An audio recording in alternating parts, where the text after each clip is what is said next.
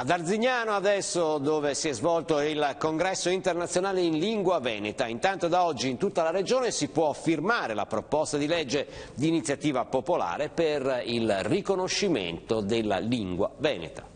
Giornata storica. Parte da Arzignano la riscossa della lingua veneta. La città del Grifo ha ospitato al Teatro Mattarello il secondo convegno internazionale in lingua veneta, ospitando fra gli altri il professor Christian Mosley, primo linguista UNESCO, autore dell'Atlante mondiale dell'UNESCO. Ed è proprio del professor Mosley la prima firma stamane alla raccolta firme avviata per il riconoscimento della lingua veneta.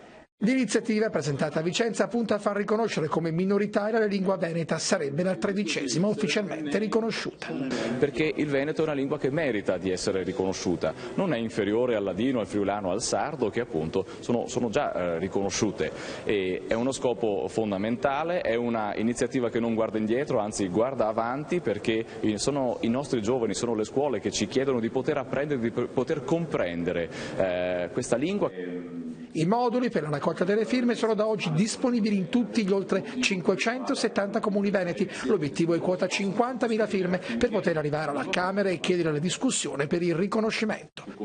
Il veneto è parlato dai veneti, è anche lingua di integrazione. Sappiamo tutti che gli extracomunitari che arrivano in Veneto parlano lingua veneta e diciamo che ha bisogno di essere sostenuta.